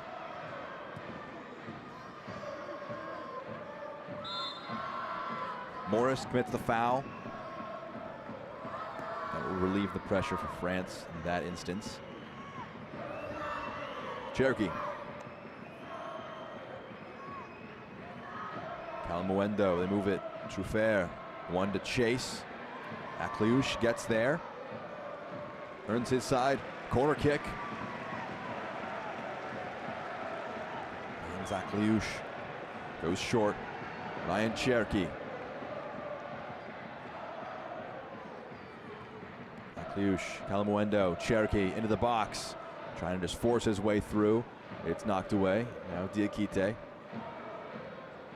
A lot of space on the right-hand side. Diouf driving into it. Another corner to come. After the cross into the box, blocked away. Corner kick. Kone, of course, coming off a moment ago. Bit of discomfort. Wait and see situation now with him as he'll return to club duty with Mönchengladbach.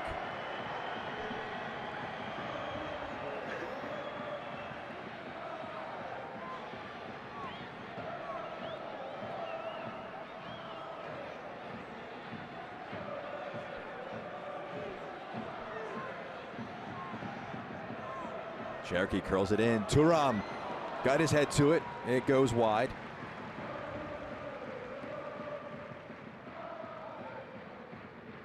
Kefren Thuram against Aiden Morris.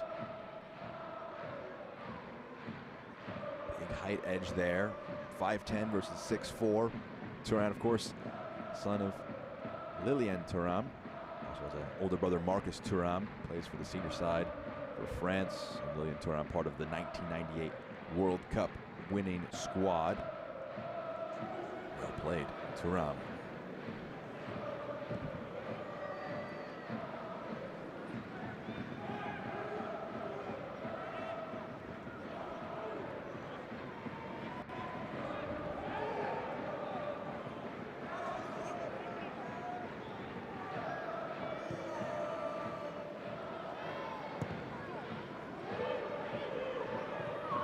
Diouf plays it out wide.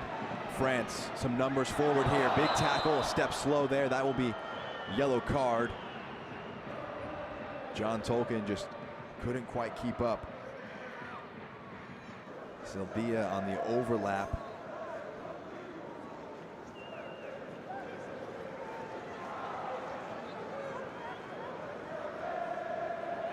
Beat him with speed.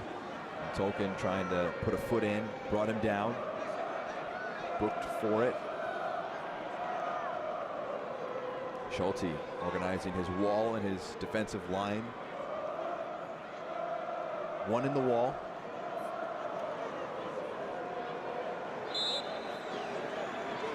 Kliush curls it, headed away. Powerful from Tompkinson.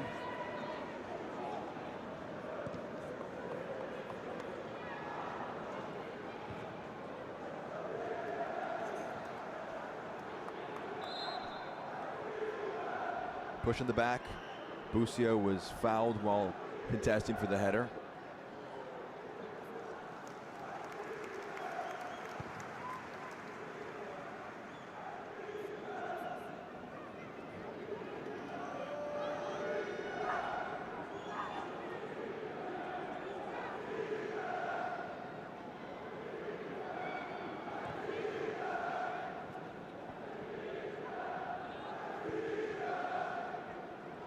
Busio, Tompkinson, Schulte.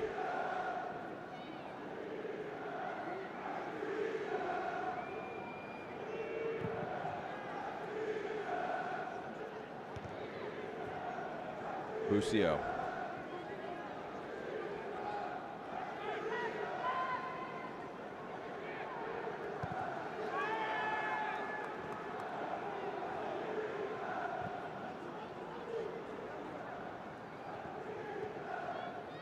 Aiden Morris.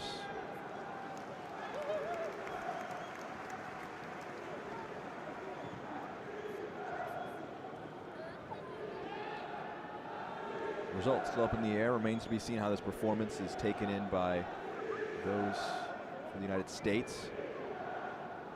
1-0 coming from a bit of an unfortunate penalty. Some decent moments like this. Busio, Bayraktarovic. Bit of room to run into. Bayraktarovic, it's blocked. Did it hit a hand? No, it didn't. Diakite calm under the pressure. Gomez pressing. Played through.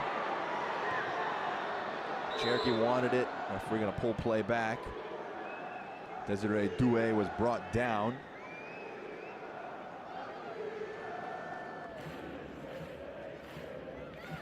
And just for the United States, This is not exactly the squad that they'll bring to France 4 months from now. It's not the squad they're likely to face. Mentioned in the first half, just Kylian Mbappe expressing an interest in playing in the Olympics, but that will depend on a multitude of factors. Where his next club is going to be. He's indicated he wants to leave Paris Saint-Germain. We'll see if he's in Real Madrid, is he in England, wherever. So it could be a Kylian Mbappe-led France Olympic side that the United States will play on the first match on July 24th. As just fire this one forward to Schulte. Get play restarted after Doué's back to his feet. They've hung around, but chance potentially to try and strike, get a result.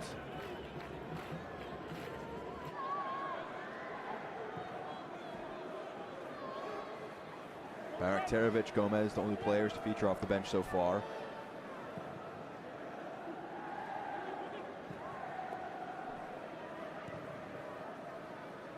Busio.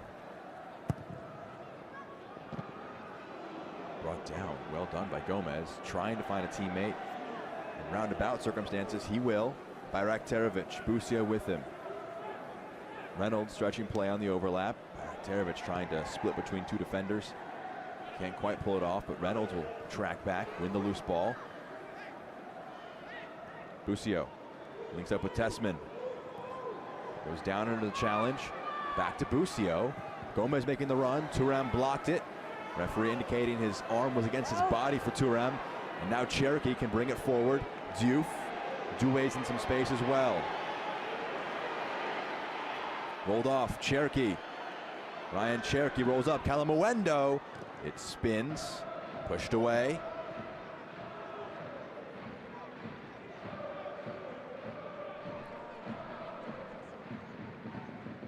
Tolkien apologizing for not aiming for the run of Gomez, who may have had a clean run between the center backs, but Tolkien opting for the more safe, conservative route. Baraktarevic, Reynolds.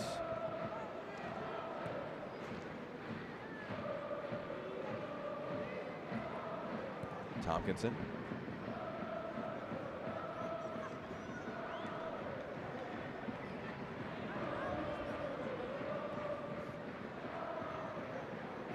See Gomez off the bench, leaving the line now, coming on for Duncan McGuire. About 13 minutes ago now at this point.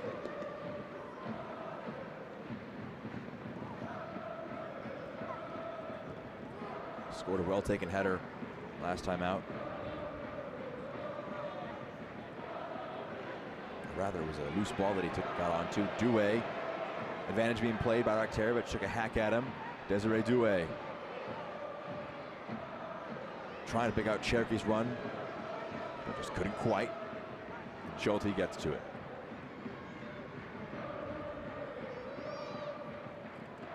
Doué just trying to thread the needle. Pass proved too difficult. Gomez scoring the third against Guinea last time out as he wins this one against Thuram. He's tugged down.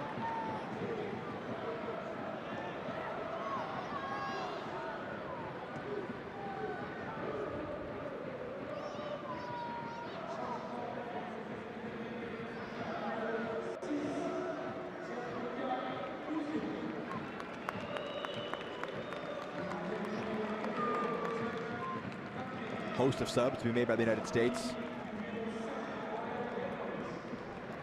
Nathan Harriel coming on. Brian Reynolds making way.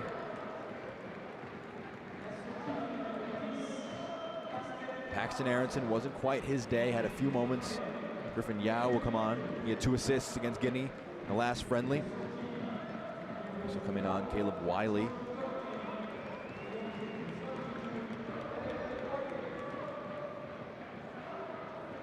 Tolkien.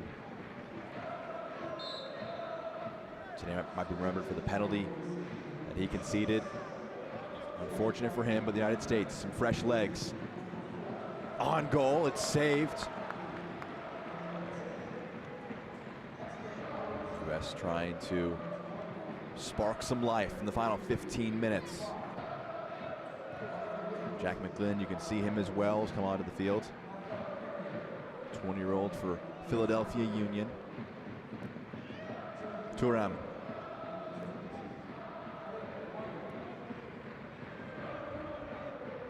Trufair.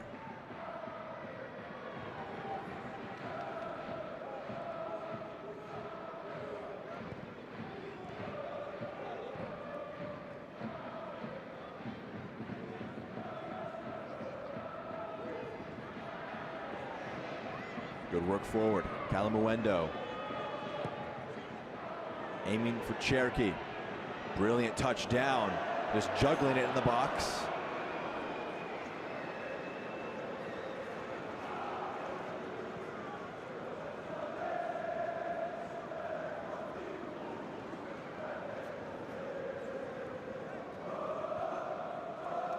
Cherokee pulled down.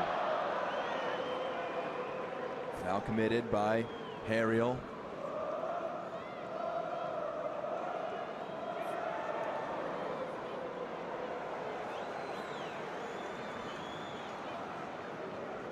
Turam was booked a few moments ago as well. Confirmation of that on your screen. That was for pulling down Gomez in transition. But now it's a chance. France try and bury the result. Put this one out of reach. Cherokee, Douay to his left. 1-2. Cherokee. Oh, it had some bend. Schulte was interested. It goes wide for a goal kick. Ryan Cherokee trying to get a goal that maybe his performance is deserving of.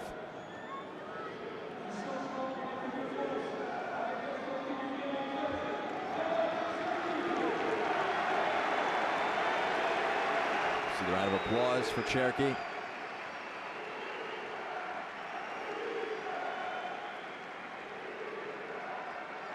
Shin guards are off.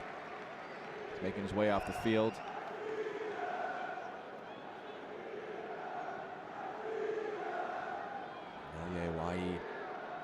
Coming on in his place.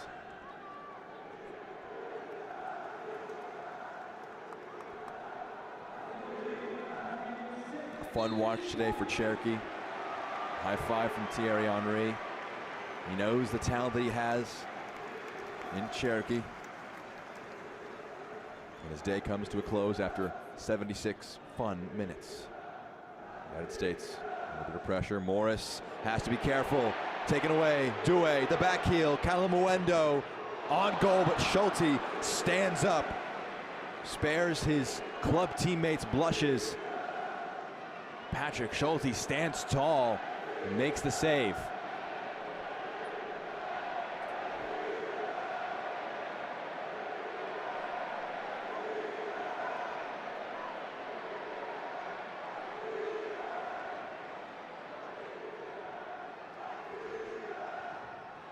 Akliouche whips it in, finds a French head, and Thuram contested with Schulte, but he goes highest and he claims it. And look at this one after Morris had it taken away from him. Desiree Douay just going for the dramatic, and Calamuendo right at Schulte in the end.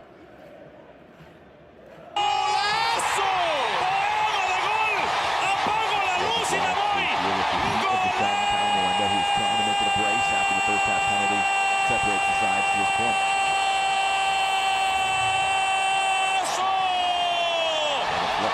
Golazo, golazo, golazo! Asso, asso, asso! United States. Morris now. Baraktarevic has it taken away. Trufair coming across. Calamuendo holds off the challenge, and he can look upfield, aiming a fantastic ball. Trufair, low. Rolled off. Brilliance for two. Andy Diouf hit the upright in the first half. That one's pure. Left-footed from distance, and the French take a 2-0 lead.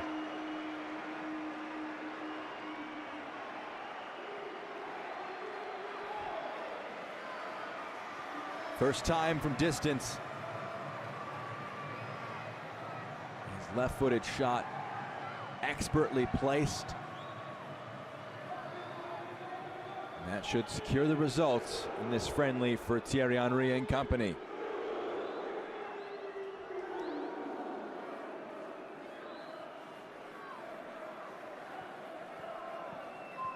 Second look at this one.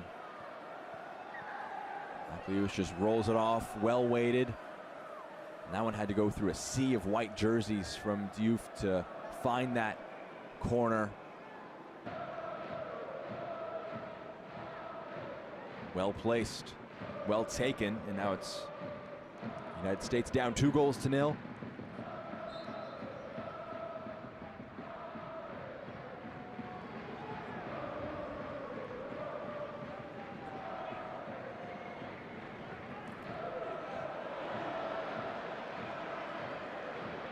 Douay.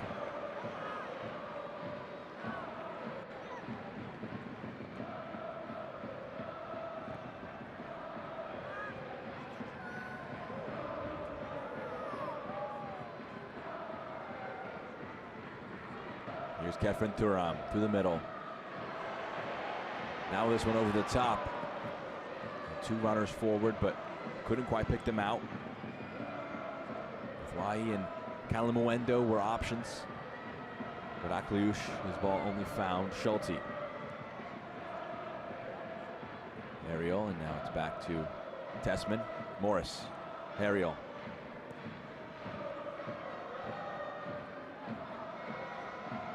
While the result would have been fantastic to take from Montbéliard for the United States, performance the more important factor here in this friendly, getting some minutes to get familiarity.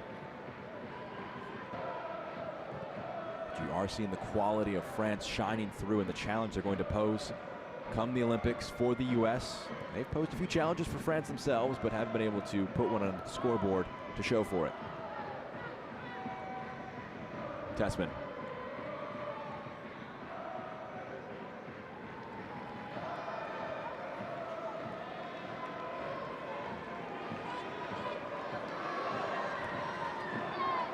It's one.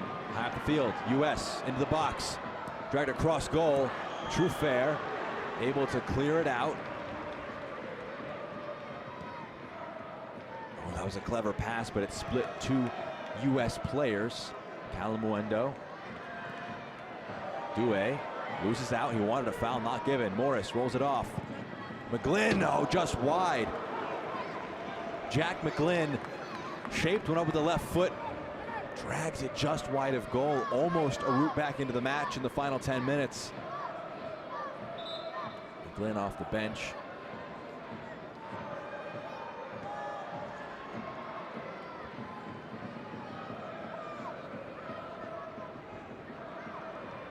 Now time for Cade Cowell to get a run out.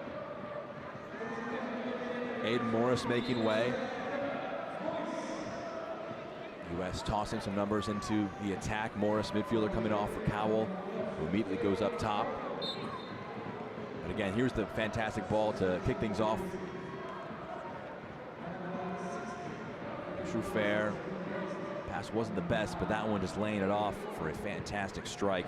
Well worked by France, front to back.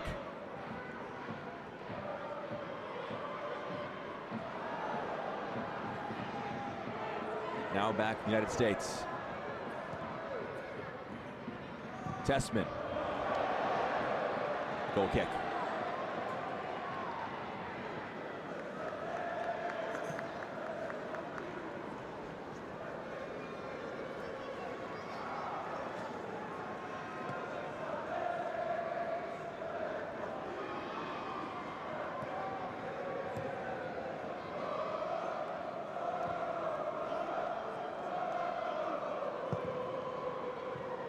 Gomez intercepts.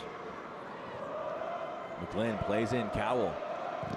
Okay, Cowell's shot is blocked. Was that kept in play? No, it was not. It's a corner kick. Cade Cowell's first touch is a shot resulting in a corner.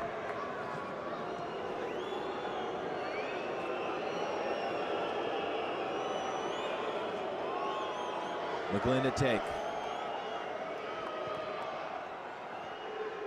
Thuram climbs highest. Akliouche. Trufair plays it. Kalimuendo. Now a chance maybe for France on the break again. So the ball was on there. Just too heavy for Hawaii. Oli Wahi, the target of that one from Kalamuendo, who's shown off some of his passing range. Score from the spot. First half, big part of the build-up for the second one as well.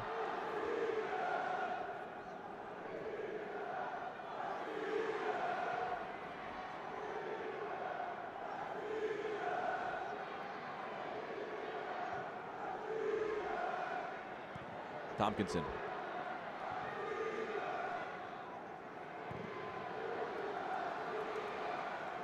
It's a good ball out wide. Yao. Overlapping run. Puts onto his right. Finds the back of the net. The U.S. have won.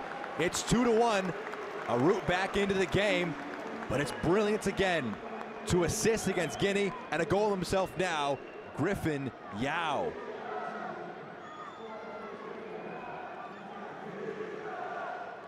Excellently taken finish to find that near post.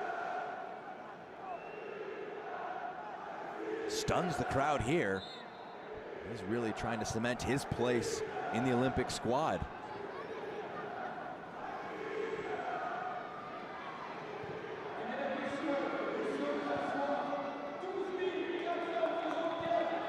France 2, US 1. Mentioned it a moment ago. Result not going to be the end-all be-all for this one for the United States, but getting performances and moments like that out of Griffin Yao, a player who potentially could make himself known in this one. It's a foul.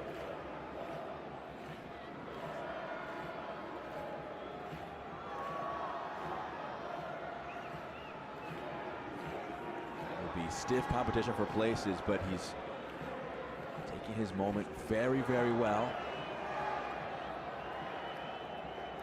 Trying to make selection headache for Marko Mitrovic.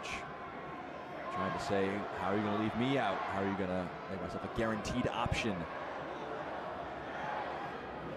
Thuram. True fair.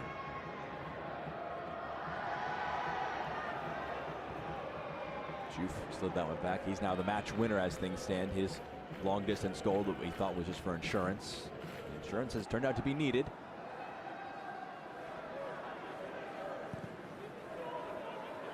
True fair the target. Only finds Harriel, but his pass mistimed. Cowell began his run. Desiree Doué.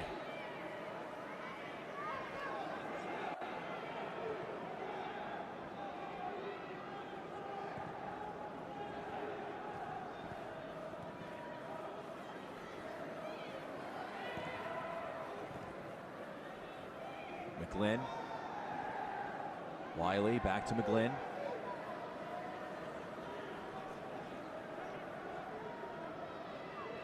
Wiley from left back. Yao got a goal already. Gomez hits that one a little bit.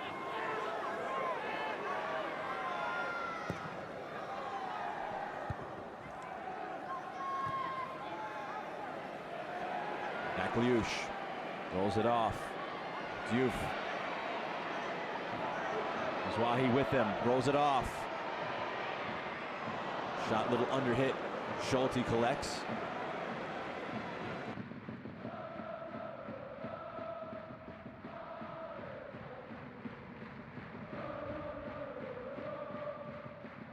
Right foot benefits from a deflection, but he made it happen. Hits the feet of Maximus Steve and goes over the outstretched hand of the goalkeeper. Call it a bit of luck. But it's a draw currently, 2-2, 86-89. Are there any more twists in this one?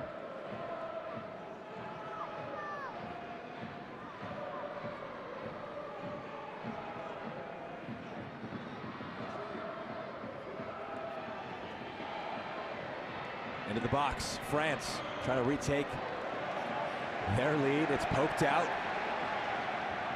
Pop from the crowd. Diouf, his goal, the second, been canceled out.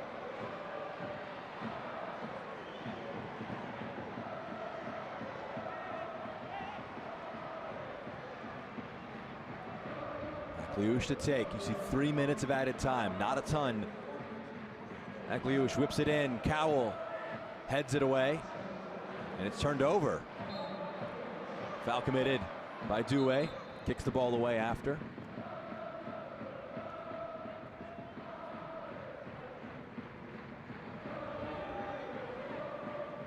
Gutsy performance from the United States. They were on the ropes at times, but they've shown 2 moments of real quality in the final third in these last 10 minutes, last 5 minutes rather. Scoring twice in France. Fantastic route forward. Griffin Yao, then Cade Cowell. As Thuram turns, plays it forward, he's fouled. Rather went out for a throw before then. Couldn't win it, could they? Cowell.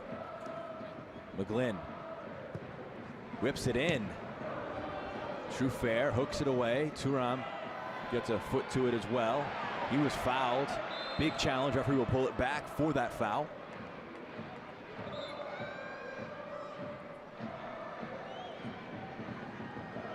The subs working out for Marko Mitrovic. 2 players off the bench, both scoring. To be happy with what he's seen from their response. Going 2 down, they've come back. Now France, Trufair, caught by Schulte.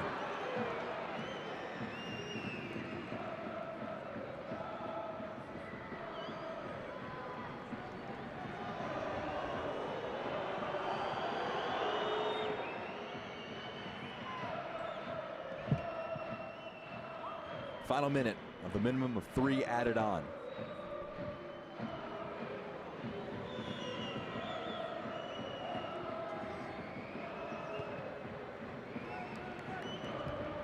Miss hit out for a France throw.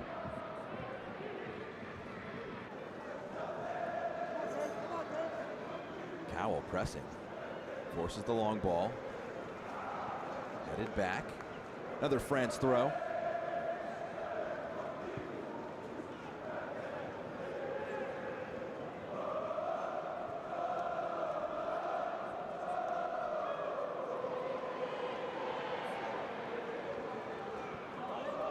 Schulte put a foot through it.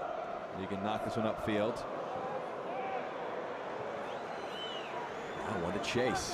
Cowell, fresh legs off the bench. Already had one, but beaten to it. A dramatic conclusion from the Stade Bonal in Montbéliard. 2 late goals from the United.